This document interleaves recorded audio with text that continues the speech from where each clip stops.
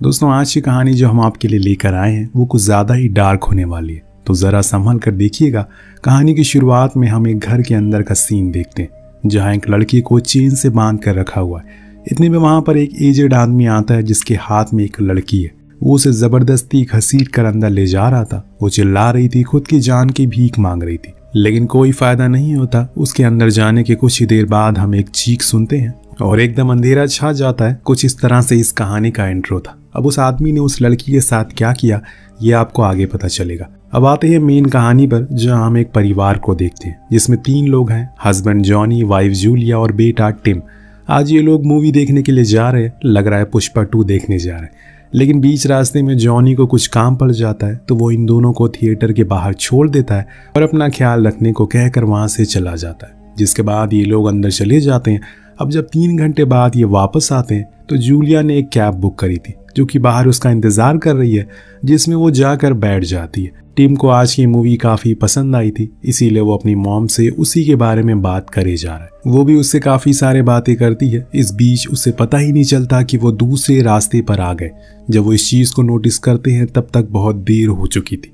वो ड्राइवर उनकी एक नहीं सुन रहा था, पर जूलिया उसे भर भर के गालियां देती है। पुलिस को भी कॉल करने की कोशिश करती है, पर उसने अपनी कैब में जैमल लगाया था, जिसके कारण नेटवर्क की जाम हो जाता है। तब जाकर जूलिया को समझ आता है कि वो किसी बड़ी मुसीबत में फंस चुकी है। एक मोड़ पर वो कैब को रोककर जूलिया को बहुत मारता है, फिर अपने गैराज में ले जाता है। इस बीच हम नोटिस करते हैं कि उसका घर एकदम सुनसान एरिया में है, आसपास कोई भी नहीं है। अब वो जूलिया को ज़बरदस्ती बाहर निकालता है और टिम को अंदर ही बंद कर देता है। फिर वो उसी के सामने उसकी माँ को बहुत मारता है और घसीटते हुए घर के अंदर ले जाता है। जब 3 दिन बाद वो बाहर आता है तो उसकी शर्ट पर खून लगा हुआ था। इन 3 दिनों में उसने जूलिया के साथ कई बार गलत काम किया, जिसकी चीखें बाहर तक आ रही थी। लेकिन अब वो टिम का क्या करेगा। जब थोड़ी दिन बाद सब कुछ शांत हो जाता है तो वो उसे भी बाहर निकालता है। टिम की भी हालत बहुत खराब हो चुकी है, वो बार बार अपनी माँ के लिए रो रहा है। तब वो आदमी उसको ले जाकर किचन में बने एक छोटे से बेड पर बैठा देता है और बताता है कि अब उसकी मॉम कभी नहीं आएंगी, इसीलिए उसे यहीं रहना होगा। अब वो और जो कुछ भी कहेगा करने को वो करना होगा। दरअसल यहाँ में पता लगता है कि उस आदमी का नाम बॉब है और वो मानसिक रूप से बीमार है, नहीं बहुत ज़्यादा बीमार है। लेकिन टिम के साथ वो ऐसा कुछ नहीं करेगा। वो उसका पूरा इस्तेमाल करेगा और यही रखेगा, जैसे कि सुबह का नाश्ता बनाना, घर की साफ सफाई करना, जो भी गंदगी गिर जाती है उन्हें साफ करना, लड़कियों के कपड़ों को जला देना। जब वो कभी भी बाहर से आएगा तो उसे कम से कम समय में गेट को खोलना होगा। ऐसा वो इसलिए कह रहा है क्योंकि वो नहीं चाहता कि ज़्यादा देर वो किसी भी लड़की को घर के बाहर रखे। जब भी वो कोई न्यूज़पेपर लाएगा तो उसे जो कोई भी मिसिंग कंप्लेन होगी उन्हें कट करके एक स्क्रैप बुक में चिपका देना, ताकि उसका रिकॉर्ड मेंटेन रहे। उसने अब टिम को एक नया नाम भी दे दिया है जो कि था रैबिट, यानी कि आसान शब्दों में अगर कहा जाए तो वो अब उसका गुलाम बन चुका है। उसकी यही जिंदगी है। अब अगली सुबह जब बॉब सोकर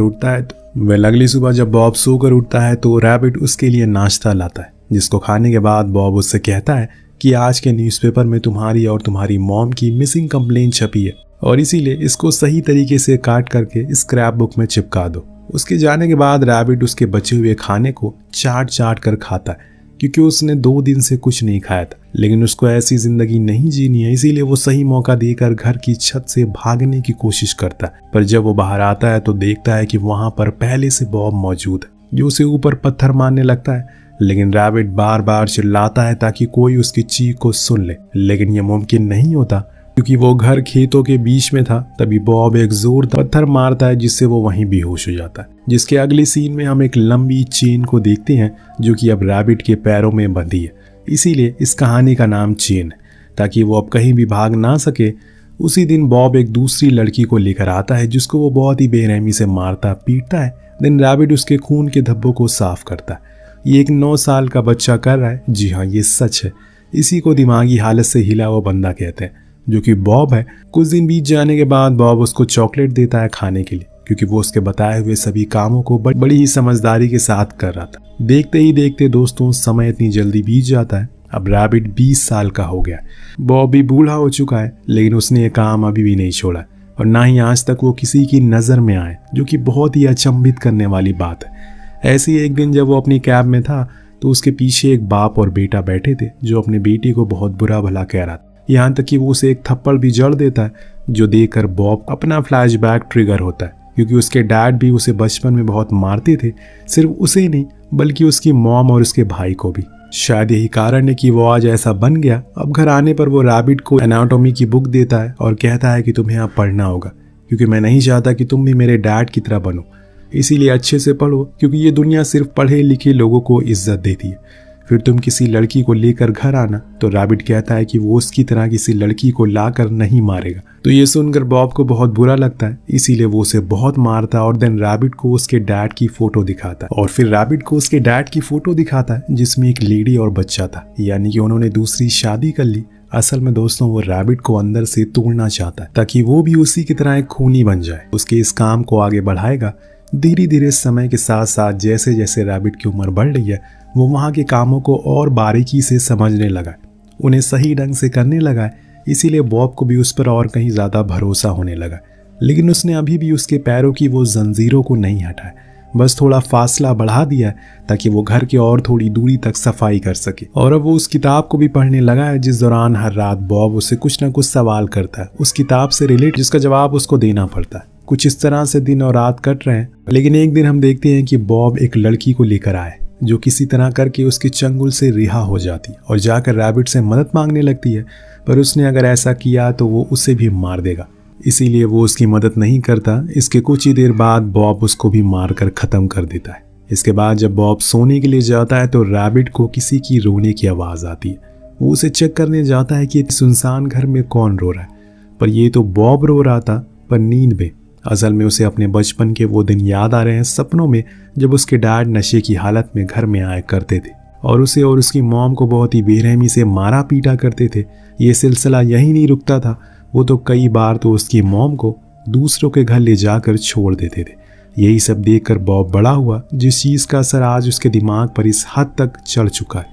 अब वो रैबिट को भी अपनी तरह बनाना चाहता है और इसीलिए वो उसके लिए आज एक बार डांसर को लेकर आता है ताकि वो उसके साथ इंटीमेट हो सके, सीख सके कि कैसे ये सब काम किया करते हैं। इस बीच वो डांसर वॉशरूम जाने को कहती है तो बॉब रैबिट को कहता है जाओ उसे वॉशरूम दिखा दो, पर जब वो बाहर आती है तो वो हंस रही होती है क्योंकि उसने रैबिट को कुछ भी अपने साथ करने नहीं दिया। वो उसकी बेइज्जती कर रही थी बॉब के सामने, ये कहकर कि वो अभी बच्चा है। बेचारी वो इस बात से अनजान है कि यही उसकी आज की आखिरी रात होने वाली है, क्योंकि ये बात बॉब को इस कदर नापसंद हो जाती है कि वो वहीं उसका सर धड़ से अलग कर देता है। देन वो उसे एक स्कूल बुक देता है और कहता है कि इसमें से कोई लड़की चूज करो, मैं उसको लेकर आऊँगा तुम्हारे लिए, तुम्हें भी यही काम करना है। लेकिन रैबिट ऐसा करने से मना करता है तो वो उसे मारता है, पीटता है और कहता है कि तुम्हें ये करना ही होगा वरना मुझसे बुरा कोई नहीं होगा। देन वो टीवी देखने के लिए चला जाता है, लेकिन तभी न जाने उसे क्यों ये ख्याल आता है कि उसे अब उसकी जंजीरों को खोल देना चाहिए। शायद तभी वो उसे कनेक्ट नहीं कर पा रहा है, इसीलिए वो उसकी जंजीरों को खोल देता है जिससे कि अब रैबिट पूरे घर में आज़ादी से घूम सकता है। इस दौरान वो बॉब को वो स्क्रैप बुक ला कर देता है जो कि अब पूरी तरह से भर चुकी है। ये सुनकर बॉब को खुद पर बहुत ही ज़्यादा प्राउड फील होता है क्योंकि अभी तक कभी भी उसे पुलिस पकड़ नहीं पाई। इस दौरान रैबिट उसे आखिरकार वो सवाल कर ही लेता है जो उसने बरसों से दबा कर रखा था, वो ये सब क्यों करता है। बॉब ये सुनकर एकदम ही बौखला जाता है और औरतों के बारे में उल्टी सीधी बातें कहने लगता है, जो सुनकर साफ पता लग रहा था कि वो उनसे कितनी नफरत करता है। ये सवाल उसके अंदर के गुस्से को ट्रिगर करता है। अब अगली सुबह वो रैबिट से ज़बरदस्ती उस बुक से एक लड़की को चूज करवा लेता है और फिर शाम होने पर वही सेम लड़की लेकर आता है, जिससे आप अंदाज़ा लगा सकते हैं कि वो अपने काम में कितना माहिर है। उस लड़की का नाम एंजी था, जिसके साथ अब रैबिट को फिजिकल होना था, इसीलिए बॉब उन दोनों को रूम में बंद कर देता है जहाँ पर एंजी डरी और सैमी हुई बैठी थी।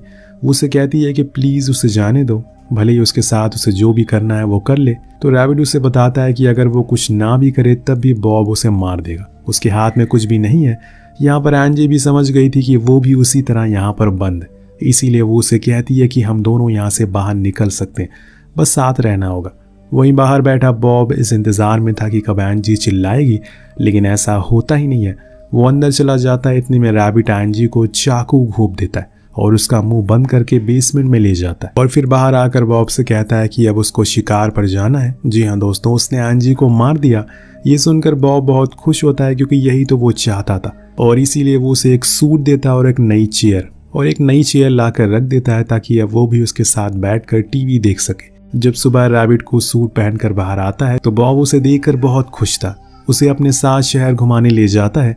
आज उसने सालों बाद फिर से जिस कार में उसे और उसकी माँ को यहाँ पर लाया गया था, वो सारी भयानक यादें उसे वापस आ रही है। अब बॉब उसे गर्ल हॉस्टल के बाहर लेकर जाता और काम को सिखाने लगता है ताकि वो भी उसी तरह बन सके। लेकिन यहाँ तभी एक पुलिस कार आती है तो बॉब रैबिट को छुपने के लिए कहता है, पर वो कुछ ऐसी हरकत कर देता है जिससे कि बॉब को गुस्सा आता है तो वो उसे बहुत मारता है, जिससे कि रैबिट ऐसा प्रिटेंड करता है कि वो बेहोश हो गया। लेकिन यहाँ बॉब को कहीं ना कहीं उस पर शक हो रहा था कि उसने एंजी को नहीं मारा, इसीलिए वो कार को घर की ओर मोड़ देता है। और यहाँ फ्लैशबैक में बताया जाता है कि कैसे रैबिट ने एंजी के शरीर के उस एरिया में स्टैब किया जहाँ पर कोई ऑर्गन नहीं होता, जिससे उसे ज़्यादा नुकसान ना हो। देन उसने उसकी नर्व्स को दबा दिया जिससे कुछ देर में वो बेहोश हो सके। ये सब उसने उस ह्यूमन एनाटॉमी वाली बुक में पढ़ा हुआ था। घर जाने पर बॉब एंजी को ढूंढने लगता है, पर वो वहीं छुपी हुई थी जहाँ पर रैबिट ने उसको छुपाया था। लेकिन फिर भी बॉब ने उसे ढूंढ लिया, पर इतने में पीछे से रैबिट आता और उसके गले में चाकू मारकर उसका खेल खत्म कर देता। लेकिन अभी रुकिए, ये कहानी यहीं पर खत्म नहीं होती। अब सब कुछ सही हो जाने के बाद टिम यानी कि रैबिट अपने डैड के घर जाता है। पहले तो वो उसे नहीं पहचान पाते, फिर वो उसे पहचान लेते हैं और गले से लगा लेते हैं। और यहाँ टिम की स्टेप मॉम को पहले से पता था कि जॉनी का एक बेटा है, इसीलिए वो अच्छे से बिहेव करती हैं और खाने को खाना भी देती। पर यहाँ आता है इस कहानी का सबसे बड़ा ट्विस्ट। इतने साल बॉबी के घर पर रहने पर टिम को वहाँ पर कुछ लेटर्स मिले थे और ये लेटर्स बॉब ने अपने बड़े भाई को लिखे थे, जो कोई और नहीं बल्कि जॉनी ही था। जी हाँ दोस्तों, टिम का डैड ही बॉब का भाई था। उन्हें इन सब के बारे में पता था, लेकिन फिर भी उन्होंने कुछ नहीं किया।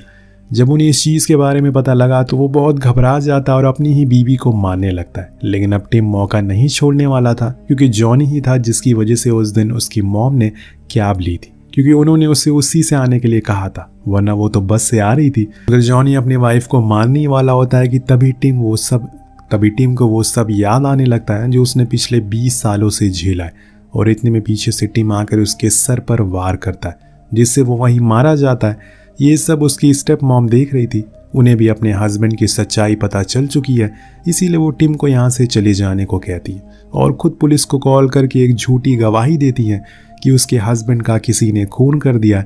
इसके बाद हम टिम को उसी घर के बाहर खड़ा हुआ देखते हैं जहाँ उसने 20 साल गुजारे थे। अब वही उसका घर है, इसीलिए वो वहीं रहने वाला है। उसी टैक्सी को चलाकर खुद का गुजारा करेगा। और इसी के साथ आज की कहानी यहीं पर ख़त्म होती है। ये कहानी बहुत ही ज़्यादा डार्क है। सोचिए, एक बच्चा जिसने 20 सालों तक कैद रखा गया, उसकी दिमागी हालत कैसी हो जाएगी जब वो बाहरी दुनिया को देखेगा, तो कैसा महसूस करेगा। वेल, इस कहानी को देखने के बाद आप क्या कहना चाहेंगे नीचे कमेंट में ज़रूर बताइएगा। मिलते हैं अगली वीडियो में। Peace out.